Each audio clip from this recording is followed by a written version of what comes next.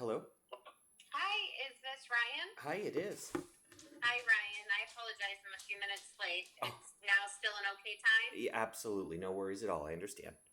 Okay, perfect. Alrighty. I know I went back through our email communications. I know that you have been looking for services for a while. Yeah. Do you want to, yeah, do you want to catch me up? Were you able to ever connect with another provider or what's been going on? Yeah. I'm going to give you the short answer, but in reality, there's really no short answer to this whole situation. But I've been looking outright for people constantly. I'm Yeah. also in a process of looking for lawyers. Finally, just recently, I mean, my story is so big. It's going to be Ryan Michael. It already is Michaels versus the state of Maine, OCFS and DHHS. It's a really big deal. Just last week, I was talking with the FBI for several hours. They called me back with a complaint that I had in with this, so they're preliminary investigating. I'm being covered on the news. I'm on podcasts now. My whole life has been dedicated literally just to connect with my kids since the separation last year, but I'm turning this pain into purpose because my story represents a larger systemic failure in the allowing of parental alienation. So I'm currently trying to still work through that. But even when I mentioned I was on the news, Channel 8 just started with me just 2 weeks ago, roughly. And I'm now going to these things. They're called government oversight committees once a month, and they do just that. They oversee the government and state agencies like OCFS and such. And Mm-hmm. I had requested what's called a FOA request. I don't know if you're familiar with Yeah. that. Yeah. Yep. So if you've seen the news, if not, I encourage you to just type in Channel 8 Ryan Michaels if you want to. But you can see that I asked for a FOA request from these people who are acting nefariously. Because again, my kids are gone, but they were never taken, not in any official way whatsoever. And so that's why I'm requesting that FOA request. And they got back to me saying it would cost me $50,875, and You have even to pay for a FOIA? that's what the news is covering, yeah. And when they saw that, get this, because the reason why I was able to start getting news coverage and such, where they started looking at me, is because when I requested my information, they said it would cost $50,875. They said it would be $25 an hour to pay somebody $40 an hour for 51 weeks, almost an entire year, just to get me a copy of my information. This is a very clear, you know, example of the state's abuse to be able to see, because that's not freedom of access. Who has 50 grand to throw No. around, right? And Right. and when I sent that out to all of these people and it finally got noticed, I also connected with other advocates throughout my journey, and one of their names is Betsy Grant. She's actually a daycare provider in, I think, the middle of Maine, Augusta area. And the state of Maine failed to pay her daycare bills because she has foster kids that go in there as well, and they weren't Mm-hmm. paying their bills. So Channel 8 also at that time was helping investigate them, and so they did a FOA request for their late payments, right, for over the past 2 years. And when they did that FOA request, guess how much they told them they'd have to pay if they wanted it? $250,000 just to prove late bills. And so between that $250,000 request and now me as an individual person just trying to advocate for my kids whom I haven't seen or heard from in over 18 months and counting so far, for $50,000, then they're investigating the state for retaliation, which my case, again, I wouldn't have the FBI here. I wouldn't be on these podcasts on the news if there wasn't any substance to it, but these things take time. Like I'm in the Maine human rights complaint process, and that takes 3 months for a response from them, and then I give one, then it takes another 3 months, and then at the end of it, I'm going to get what's called a right to sue letter, and I'm 100% disabled, to be clear. And I don't say that as an excuse, but any one man, woman, or anyone in between going through something like this is too much to handle. But being 100% disabled on top of it and dealing with the emotional struggle of not seeing my kids, it's like I'm mourning their death and they're only 2 miles down the road, you know? Yeah. And so Yeah. it's a very tough situation, and I'll be honest with you, I'm very nervous about the supervised visits because, again, there's no need for this. The only reason why the supervised visits are, quote, required is because last year I was coerced by OCFS under threat of other motions and Marisol to sign an amended divorce decree. And that is my abuser. If you could put it in perspective, I've been raising a hand, but no one's wanted to believe me. about the abuse I've been going through, and for years. And then all of a sudden, last August, I just go ahead and sign over willy nilly a divorce decree that was entirely rewritten by my abuser that gives her all the power in the world. And ever since, I haven't seen or heard from my kids. That doesn't sound right, and it's not right. And that's what I'm proving right now. But the state of Maine is covering their own misconduct at the expense of my kids having a father in their life. And you can imagine standing up against the state, you know, she did a really good job weaponizing the system against me, which even the judges on record are admitting is broken, right? But like, for example, I went for a protection from abuse hearing just this past week, and it got denied on me. And I just paid $659 for the transcripts. $659 just for the copy of the transcript last week, which I got because it's full of nothing but lies. And now I have it, and I'm going to go back. But the protection from abuse statute, it's only focuses on physical abuse and obstruction of movement and da da da da da. But being involved with all this stuff over the past 18 months, I came into contact with Holly Eaton, and she's a representative of Maine, and she actually passed a statute that's called LD 670, and that adds coercive control, manipulation, financial abuse, you name it, just the wounds that aren't seen. Well, when I went in there last week, again, I'm self-represented. I don't have the money in the world. I'm also unemployed. I got laid off through no fault of my own this past January, and I haven't been back to work since because of the weight of all this and the struggles with it all. And when I was there, I made it very clear how this abuse is not just physical, right? It's not in this moment. And the judge looked at me on record and said, "What is LD 670?" So even the judge didn't know. And then her lawyer spoke up and said, "Well, Your Honor, it was passed just this September," which technically it was passed June, but I think it came into effect this September. But it goes to show just how new this stuff is and how these people are still fighting to get this type of abuse recognized. But even the sitting judge had no idea what it was. And then her lawyer spoke up and just downplayed it, saying it just simply added the word coercion to it, nothing more. And so this judge, too, by the way, I don't know if you know her name, but Amy Fairfield, I encourage you to Google her name, too. Just Google Amy Fairfield, Maine lawyer. This person was the highest paid lawyer in the state of Maine in 2022, and the attorney general sued her for overbilling the state of Maine for malicious billing practices. They were doing work for the state of Maine, but charging more than they were actually doing. And then just recently, last year in 2024 in June, she was disbarred for other misconduct, similar unethical violations. And during that time, her 6-month probationary period, she had was representing Marisol. And in December of last year, I wasn't notified of a hearing for child support, which you better, but she's been trying to weaponize for a year now, but went there. And I wasn't notified, so I wasn't there. And this lawyer led the court to believe I made $50,000 more than I ever made in my life.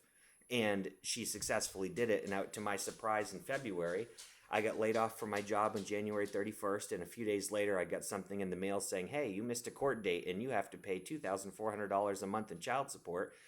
Based on making almost $150,000 a year, which was fraudulent, and she knew, but she did it anyway, and I can prove it, and now I'm in a bar complaining against her too. So you can get the theme of this is I'm stuck in so many processes, and I'm just fighting for the bare minimum truth and transparency, but because the system was weaponized in such a large and honestly effectively way, it's just taking me forever to get through it. But that's the shortest version I can give you. At the end of the day, I just want to see my kids, and I know when truth comes to light, I'm going to end up having these kids 100%. There's no other way, right? And I know that day is coming. A lot of stuff has just recently started changing the past month, where I'm getting a lot of help, getting a lot of recognition, and I feel like things are going to start turning around. But my biggest concern is my kids aren't stupid. You know, and I know that there's kid appropriate things to say and not say. I don't want to go to my kids and stir up, but I just want to see my kids and hold them, for goodness sake. I could go without saying a single word. You know what I mean? But I don't know what to say. My kids have literally had their father, who was with them all the time, never any issue, truthfully. All this is just false narratives from their mother. And I haven't seen, just one day gone. 18 months. No words, no phone calls, no nothing. And so I'm nervous, to be very clear with you, or you know, transparent, that when I meet with them, I don't know what to say, because if you knew my ex, every single thing is going to be weaponized against me, everything. And there's no way for me to say that without delving into miles long worth of examples, which I've been documenting everything to the T, but it's for the sake of being short, everything's an issue and I can't do anything right no matter what, and it For makes me sure, for nervous. sure. Yeah. That makes sense. Yeah. So, couple of things. We have openings in our program. We have two different programs. Our so our we work with families that have been affected by domestic abuse and violence, which would include coercive control, financial abuse, all of the above. Mm-hmm. And it's not uncommon for visiting parents to be identified survivors. So you're not an anomaly in our program. We have policies in place that require, and I know that you already know this because I explained this to you in our email communications, that we don't allow any communication between the parties that involves home to home. So there's no PFA in place in your situation, correct? Not yet, no, but I will be requesting one after I appeal this one next week. But as of right now, there's nothing. Okay. So there's no PFA in place, and but if there were, right, it would be illegal for the parties to have communication. Primarily, it would be illegal for the identified defendant to be in communication, direct or indirect, with the plaintiff. Right. But the plaintiff isn't restricted in their movement or communication. So the plaintiff could communicate one way to the defendant. The defendant just can't communicate back. Right. But we just have that policy in place, and that just helps everybody stay a little bit safer and the lines of communication to be clearer. And we know that it's very common when litigation is going down that both parties are CC'd in communication, and that you kind of keep the line. You just keep things very transparent in that way. Mm-hmm. But we have the policies where any conversation we're having with you is kept between us, and any conversation we're having with the other party is kept between them. We are bound underneath the Department of Justice Office on Violence Against Women. Oh my goodness. You're okay. I do that all the time. Yeah, it's not HIPAA, but I'm sorry. It's Friday morning, and it's been a long week. It's okay. I get it, and I respect that too. It makes sense. Yes, and and so it just means that all of your information is confidential. And we do that because we want to make sure that you're protected and that you can speak freely and candidly with us, and you can share all the information you need to, and that information isn't going to be held against you in any way. No, that's good to know. Yeah. The two different visitation programs that we have are our professional level visitation program that is the visitations are supervised by individuals who have been extensively trained in domestic abuse and violence, post-separation abuse, judicial abuse, all of the ways that abuse continues after the relationship dissolves, mm-hmm. which often involves children and often involves parental separation of children. Right. So that level of supervised visitation is free, which might be music to your ears at this point, given how much you're spending everywhere else. Yeah. Yeah. And we do have openings in that program in Brunswick. And then in a couple of weeks, we will have openings in Lewiston as well. So depending on where you're located or where the other party is located, we will have two different locations for you to kind of, decide between. Sure. And then the other level of supervised visitation is our clinical level. And so this is a program, it's not new in the sense that there's other providers in the state of Maine, but it's new for home to home to offer. but we've been working really closely with other clinical providers for a long time. And we have the person who's running the clinical program is someone who's been with Home to Home since like the early 2010s. Oh, wow. So like Yeah. 2012.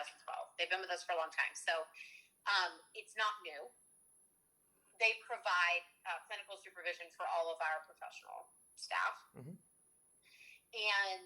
And so we have a very close working relationship with them. So this person does a clinical supervised visitation program and is the overseer of that. And what the clinical versus professional offers is that clinical can make recommendations for the family, and so we'll come up with like plans that we'll share with you and with mom. And sometimes that plan will look like both parents agree to, download and set up a co-parenting app, which there's several that are free, so it wouldn't be Right. a large charge. You might already have that. We do, yeah. Yep. And so, and then it'll say like on Tuesdays and Thursdays, there will be a 15-minute FaceTime or Zoom with the children.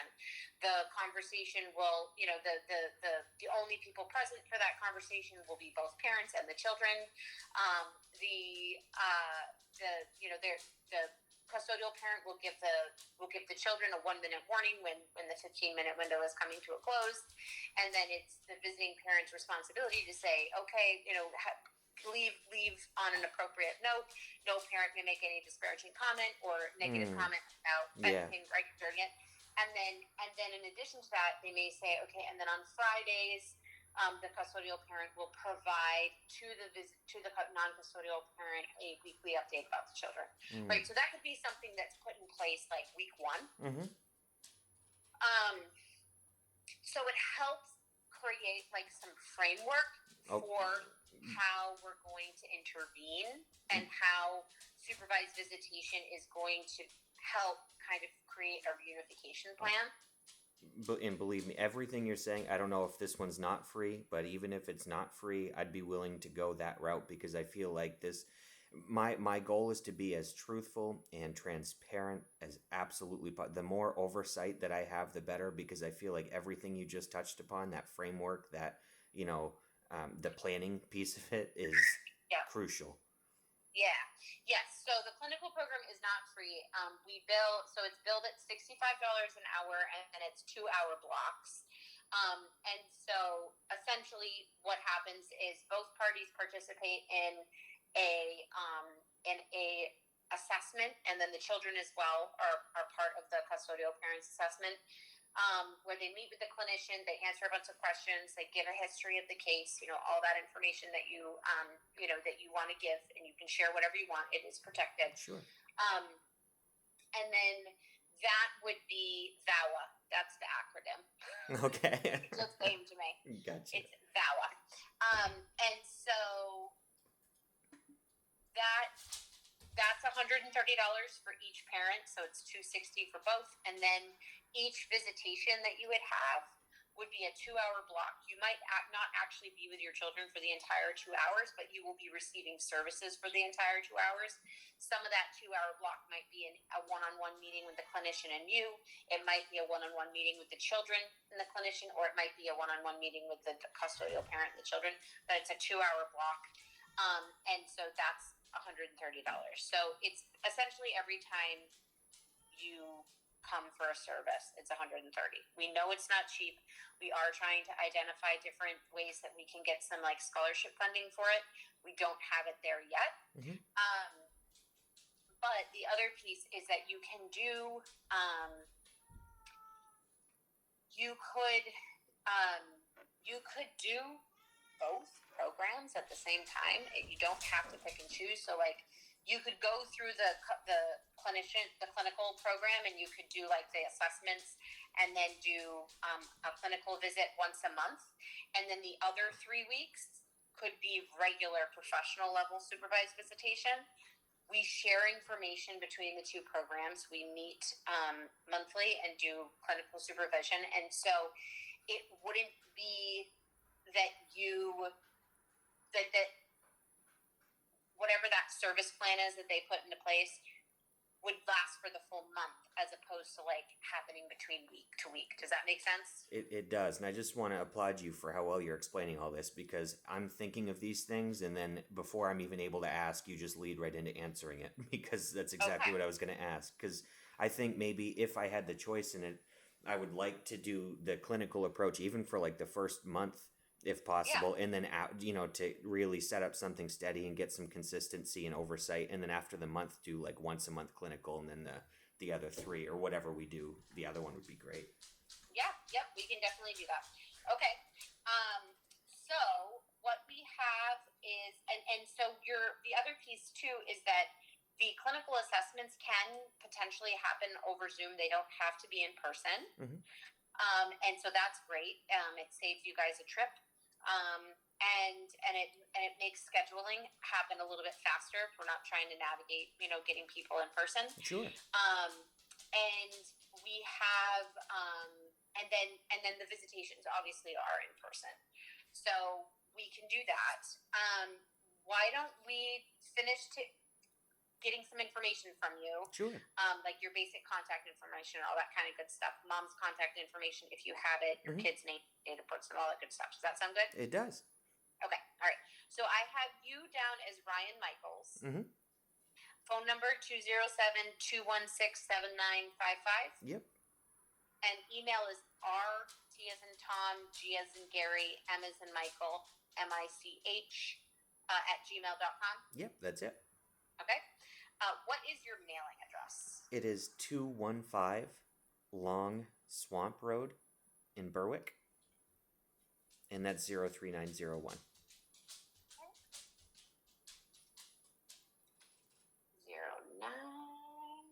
031? 03901. That's what it is. Okay, 03901. Yes, ma'am. And you are unrepresented at this time, is that right? Correct. Okay. Have you been in communication at all with, I think it's the Family Violence Project down in your area? I have. The Caring Unlimited? Caring Unlimited, yeah. Yep. They actually Okay. represented me before, but when I had just recently talked to them, they just didn't have the caseload, which, ironically, I even messaged, there's a system, like the bar system itself, you can do an attorney referral service, and then they ended up reimbursing me my money and told me they don't have anyone available either. Oh.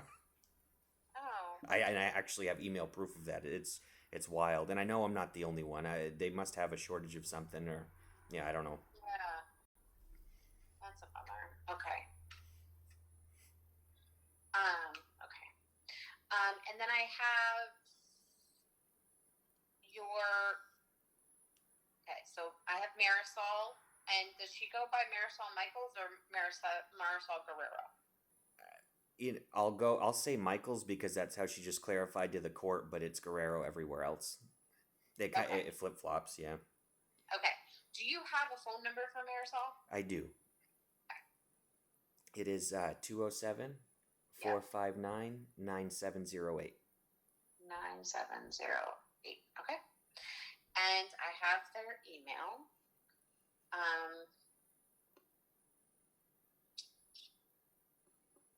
Just see here.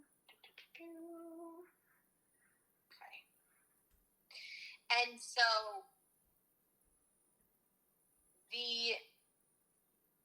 just so that I have, of course that's happening. There we go. Amy Fairfield. Okay. And is Amy Fairfield still representing? She is, yep.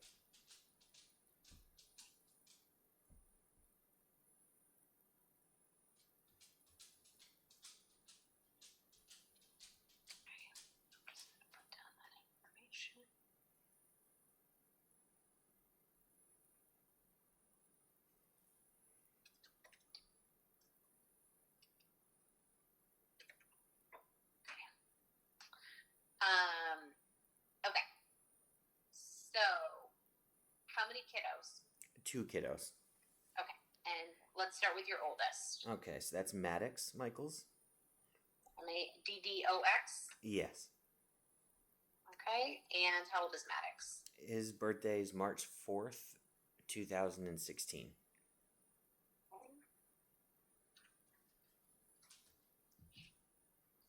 So that would make him 9. 9, yep.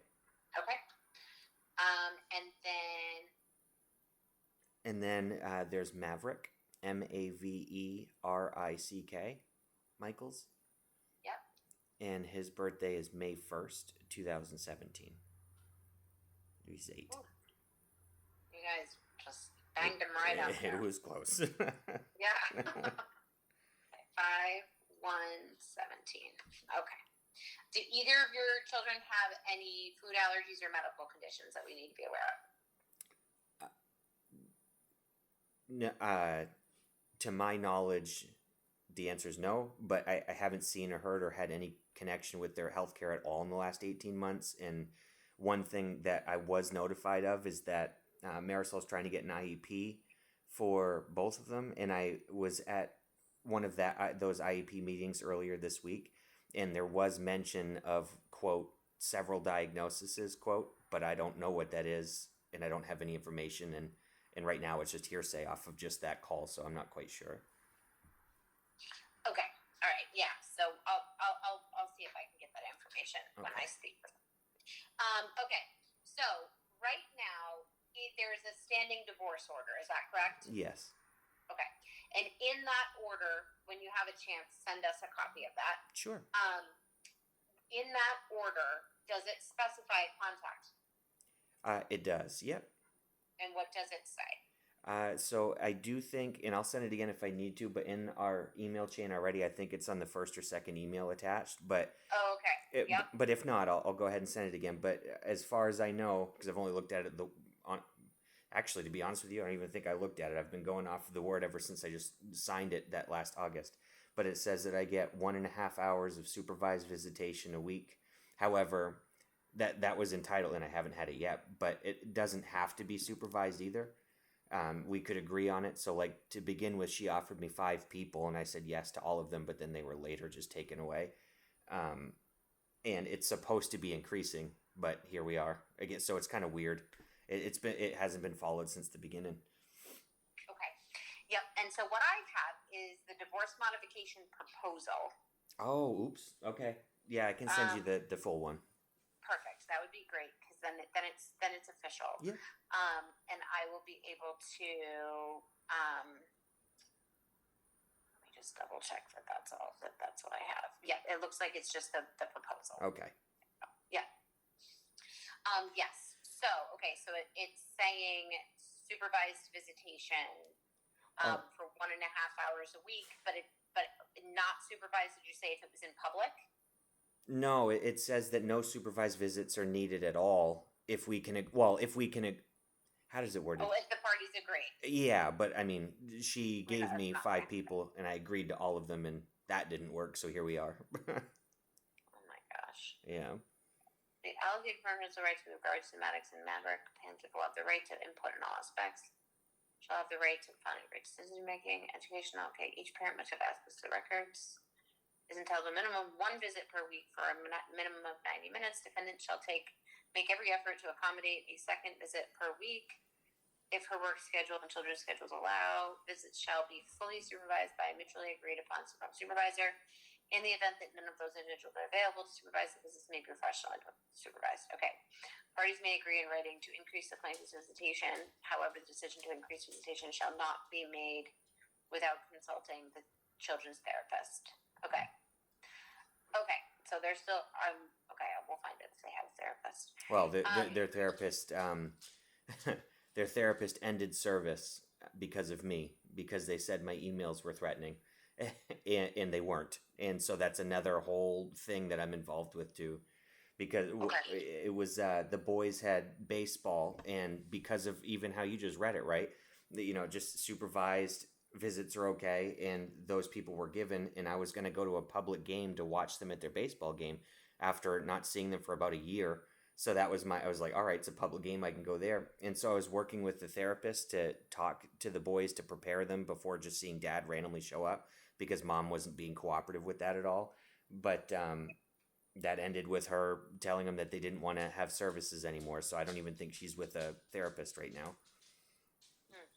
Okay. And the first therapist, because what predecessed the decree, me being forced to do that, was 3 investigations opened against Marisol for child abuse, and all 3 were swept under the rug. And they were all 3 reported by mandated reporters. The first one was the boys' counselor, which they had for like 8 months at the time. And she literally told me, it was over at Spurwink, said, "This is not the first time a parent fired me for reporting them for child abuse." And because we, at the time, this is before I was forced to sign this most recent revision decree, we had 50-50, and if one parent disagrees, they have to let go of services. So we lost that person. Okay. And then I'm seeing that Allison McLaughlin was the guardian ad litem. Is that still someone who is involved in the case at all? No, she became involved for a matter of weeks, and then I was forced to sign that and then gone. And her only advice to me was that I need to co-parent with her, which it's just wild. You can't co-parent with someone who doesn't want to co-parent with you. Right. It's at this point, it's not the advice isn't co-parenting; it's parallel parenting. Okay. All right. Let's see what else. So frequency of visits is 1 visit per week minimum. Mm-hmm. For 90 minutes minimum. Okay. Mm-hmm. And then I'll see in the final order. Did it specify like when supervised visits would end? Like, is there a time period? Literally nothing. Nope. Okay. So unspecified. What are their claims against you? Like, how are they saying that you need supervised visitation? Boy. So, what spurred that happening is long story short, and I say it's comical, but I'm going to really try my hardest to make this short. In February 23rd of 2023, I went to go pick up my boys from her house, and I was assaulted. And I was shot with a weapon, literally, in front of my boys. My boys were there. I was beaten half to death. That's what my 100% disability I told you I have. It all stems from this, and is documented from the abuse I endured. And at that time, this person which was a partner of hers, who came out of nowhere, staying with my kids with a loaded weapon, raised a loaded gun at me. And this is all on video, by the way. I did nothing wrong. It's all on video. Because there's a Ring doorbell, and I was by the door waiting for the kids to come down, and this guy came and started this altercation, raised a loaded weapon. I grabbed the weapon, didn't put a hand on him once, nothing. He let go of one of his hands, and he beat me repeatedly until I had a brain hemorrhage. I had a depressed skull fracture, 3 orbital bone fractures, and bruise cut up everywhere. And then the officer ended up responding. His name's Kevin Ledoux, with a disciplinary history, and he is known by the DA as being a, quote, hothead, arrested me for trespassing and for assault, and I didn't do anything. And both of those things were dropped immediately. And when that was dropped, because OCFS was involved, the 35 days at the time for their investigation, they didn't investigate me at all. Nothing. They just investigated my abuser and the person who assaulted me. And if you look at the police reports, even both of their police reports don't match each other. And like I said, there's a video of all of this, right? And so I appealed it. And then this is how the whole drama thing started with OCFS, and why they're sweeping everything under the rug, and why they started covering their misconduct. Because 1, they didn't investigate me or ask me anything since the beginning. And then when I appealed it, they falsely labeled me the abuser because they said you were substantiated for gun violence. Can you believe that? They substantiated me for gun violence. I was assaulted and literally skimmed. 3 bullets were shot, but 1 skimmed my abdomen. And when I appealed, they said you're guilty in the court of law for those 2 counts, and therefore you're still substantiated. And I said, hold on, that's a material inconsistency. That's wrong. Here, this is it. I am not charged with anything in the court of law. Matter of fact, I'm innocent. Here you go. And so they went ahead and they redacted the part where they claimed that I was guilty in the court of law, and then just sent it back to me. And I'm like, what? So I appealed it again, and then they kicked the can down the road all the way for a year. And then when I had them under oath, I even asked her name was Crystal Teidenberg, the person who did the investigation but didn't investigate me. And I asked her about the video, and under oath she admitted she never even watched it. And at this point is when the real abuser, my ex-wife, had gotten reported by three other mandated reporters, but each one of those got swept under the rug because if not, they're essentially admitting their mistakes since the beginning, so they're covering that misconduct instead. And so, needless to say, I was with my partner at the time, Renee, and this was around probably August of 2023, and she has two kids as well around my boy's age. And we started living together at that time, all of us. And the abuse started leaking through to her, like the phone calls, like everything you mentioned about how making a plan with no disparaging comments at the end, no this, no that. The reason why I say that's so needed is because I've already went through this and had all of those things happen, to the point where I had to stop phone calls because I'd be on the phone with my boys and I'd be with Renee and her two girls. And then as I'm talking, one of her girls' name's Penelope. She was 6 at the time. She'd walk over and she'd hear Maverick's voice say, "Hi, Maverick." And just because she said, "Hi, Maverick," Marisol's over there recording the entire phone call all the time anyway. My boys even told me, said, "Dad, Mom's over here with a computer recording." And I don't know why she's doing that, but she can feel more than free because there's nothing going on, right? It's just how she acts. And so Yeah. she's doing that, and then she hears this girl, a 6-year-old, say, "Hi, Maverick," and then she gets on, and I have this recorded, by the way, too, and she yelled, even at the kids. It's why, and so I had to stop there, and then it got worse, and it was March 12th of 2024. And are you familiar with Y Care? What that is? YMC. Yeah. So Yeah. my boys are in Y Care, and again, all of these people are very well aware of what Marisol's doing in her actions, to the point where the person at Y Care, the leader, the supervisor, specifically instructed the other people working there to all have a specific binder just to write notes about Marisol herself specifically. Because on March 12th, she had forgot the glasses for Maverick at her house, so she went and dropped it off at the school. I didn't know this at this point, but I just went back to work after being off for a year because I was active duty military and I was out the whole time because of my brain injury. Wow. But I lost my military career over all this too, honorably, but still lost it because of this. So then I had to go back to work at Pratt and Whitney, which was early work hours. So Renee was dropping my kids off at Y Care. So as she goes to drive my kids to Y Care, she sees Marisol drive by her, she gives my partner the middle finger, turns around and follows her for about 5 or 6 miles to the school, which I found out she just got back from. She just dropped off the glasses.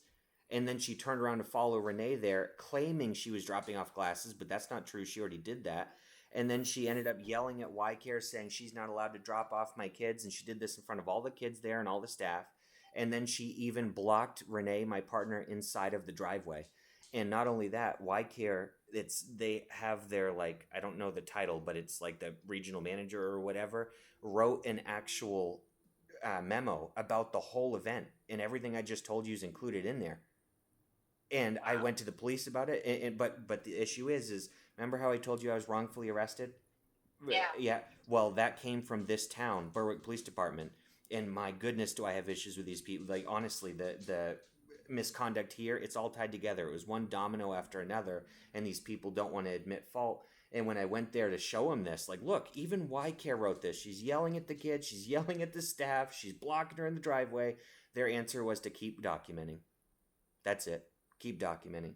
And then, so my point is that was March 12th last year, and it led to literally my partner, and this is where everything gets convoluted and it does not look good in my favor, but that doesn't change the truth of the matter, that Renee had a mental health breakdown, and she hurt me. She assaulted me. And I say that laughing, it's not funny. It's just, everything I have going on in my life, what do you think Marisol did with that?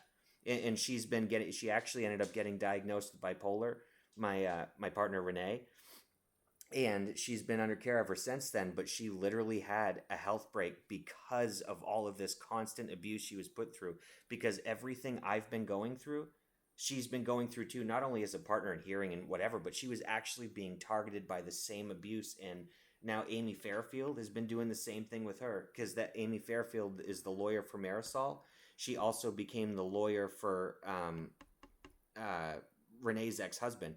And so they've been teaming up on us absolutely constantly. But what they did, to answer your question and why I needed that backstory, is the August that I was forced to sign that divorce decree, the whole reason why I was forced is that DHS was involved because of Marisol and those 3 reports I told you that kept sweeping under the rug.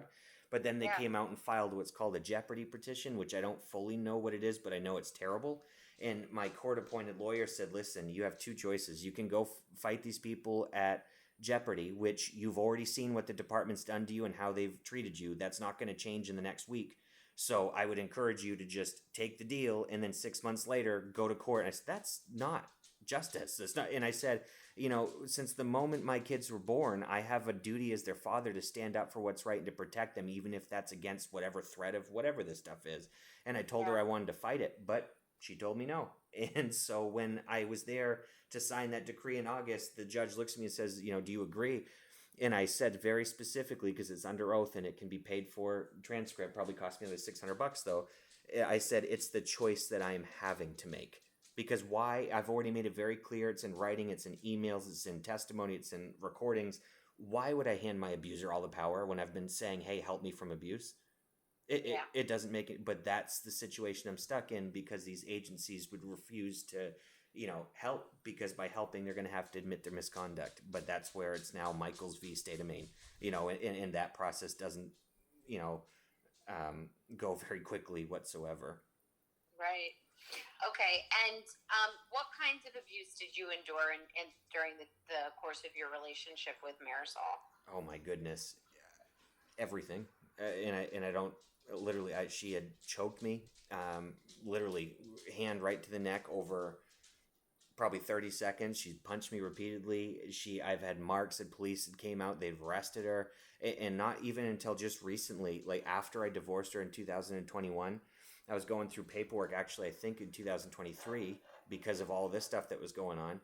And I found out that she was married all the way up until a day before my son was born. Can you believe that? I had no idea. Yep. And I found it. And with researching this, I found, because I was with her, and I don't mean that because I loved her. You know what I mean? I did love her when I was with her. Why wouldn't I be when I was with her? But to truth and transparency, she was 13 years older than me. I was 21 years old. She was 34 years old, and we went out and got pregnant. We just went out, had a night, and she got pregnant. That's what happened. So it was a surprise. And the second was a surprise too.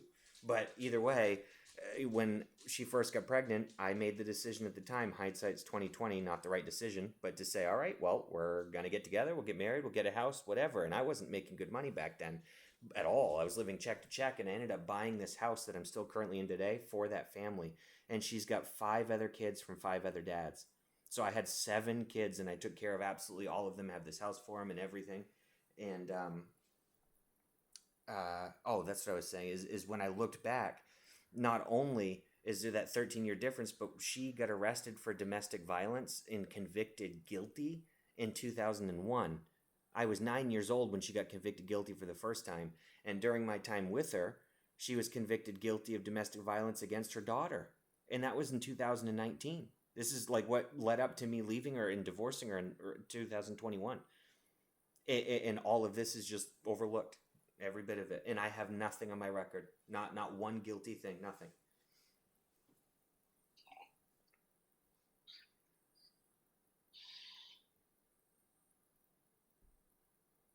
Okay. All right. I'm just taking notes. No, it's okay. And I'm sorry. It's a lot. I know. And I don't do a good job explaining it, I'm sure. No. You're doing fine. You're doing absolutely fine. You've been through a lot. Okay. And so, Mom was convicted. So Marisol was convicted when you were 9 of DV against a previous partner, correct? Correct. And then how many years later was she convicted against her child? 2019. So that'd be 18 years later. And her daughter had just turned, so it was like 17, just turned 18.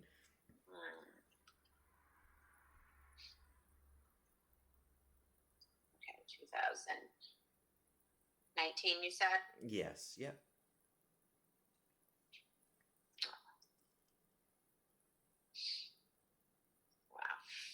Wow. And just to, where my mind is,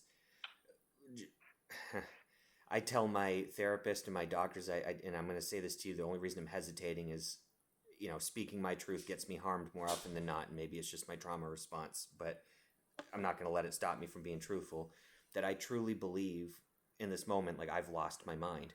I don't mean that like I'm crazy and I'm a danger to myself or I'm a danger to anyone else, but I've lost it in the sense that I am so overwhelmed. It's hard to function. I mean, I have so many processes and so many things I'm doing. It's a lot. And you can imagine that when I divorced her in 2021, I served in December. One of the first things she told me at that time is, oh, by the way, I've been pregnant for 2 months. And she faked a pregnancy, long story short, for the entirety of the 9 months. Even faked a stillbirth in the end. And yep, and all I literally was on the phone with the mortician's office. Can you believe that? I was mourning a kid that I didn't even like I thought was real at the time. She faked all these appointments, she faked, belly pictures, you name, all while I was going through the divorce with her. She was trying to keep me hooked, and then at the end after the divorce went through, she faked it.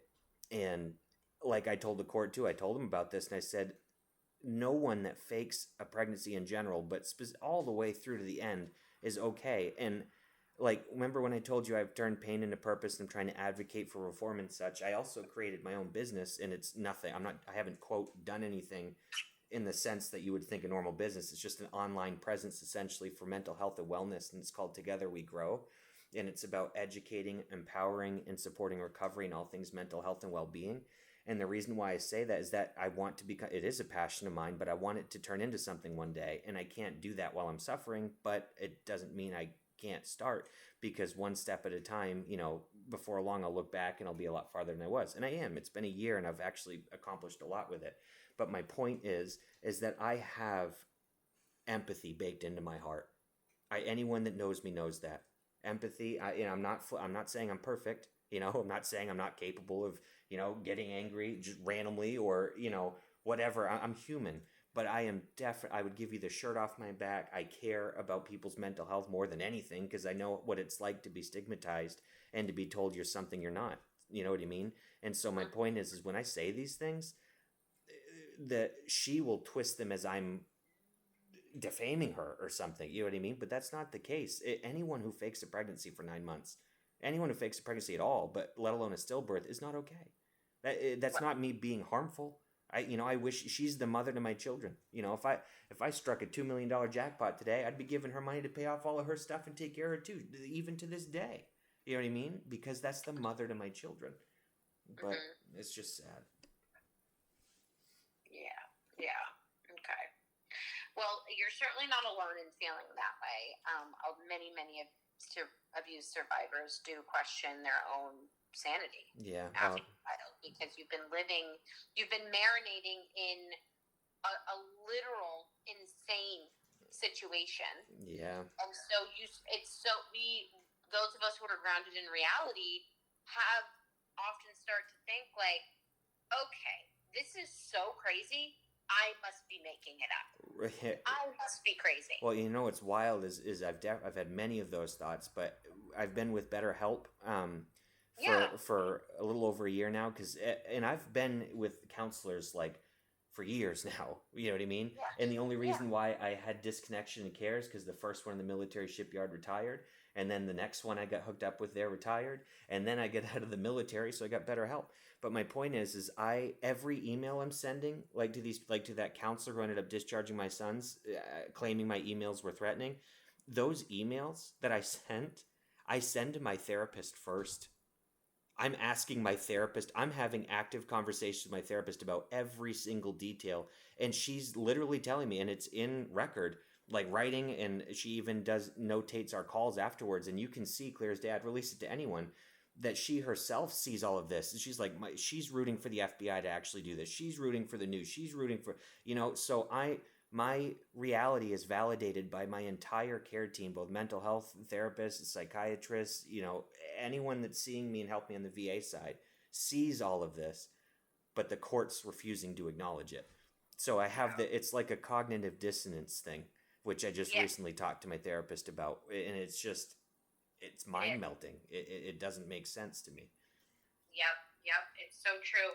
And, the other piece too is that, there's a lot of gender bias in the conversation around domestic abuse violence. So women experience all of the system is corrupt, and it's corrupt against survivors. It is. Regardless. It is. Yep. And women have a difficult time navigating it, and then you have the added challenge of being a male survivor. Yeah. I mean, even what you just said, like before, and every time people say it or I read it, I think it in my head too.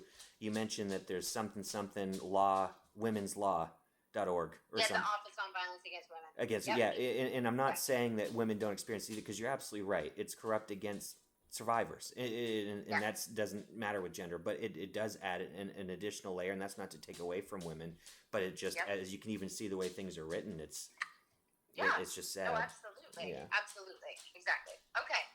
All right. Well, I have some good information, and what will happen next is I will reach out to Marisol. You will send me a copy of the signed final PR&R or divorce decree modification, and I will reach out to Marisol. We will get the process started with her to get her and the kiddos onboarded, and then we will have our clinical team be in touch, which it might be me. I might be the person to give you a call. Okay. And set up the time for your assessments. Okay. No, that would be wonderful, honestly. Is this the number you'd call from too? Can I save this number? Or? Yes, you can save this number. Yes, you can put this down. This is the main line for home to home, but it's also my number. Okay. Yep. So that's not a problem. And my name's Annie. I am the executive director. So I'm the person who kind of does all of the communications and direct communications with people. And then, once you're assigned to a supervisor, that's who you'll be talking to. But you're welcome. If you're ever having a problem, you're welcome to reach out to me. I continue to follow every case. Thank you so much. Thank you. Yeah.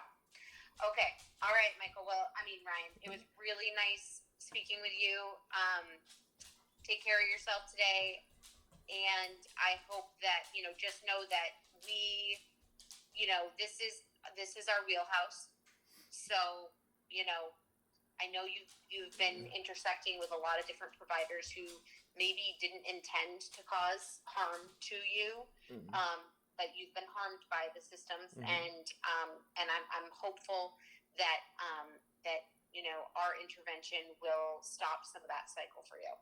I'm holding back some of the tears successfully right now, which is the first time. I can usually cry pretty easy, but I'm saying that because this whole conversation, I can just hear it in your voice, the authentic, genuine care, and I appreciate that, and I'm very, very looking forward to connecting with my boys. So that alone's almost taken a tear to my eye.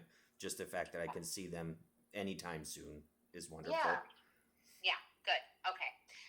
All right. So I'll reach out to Marisol today and get that process started, and then and feel free to email like you have been, or you can also text this phone number and just say, hey, any updates if you haven't heard from me in like a week or so. Okay. Okay. Thank you, Annie. I appreciate it.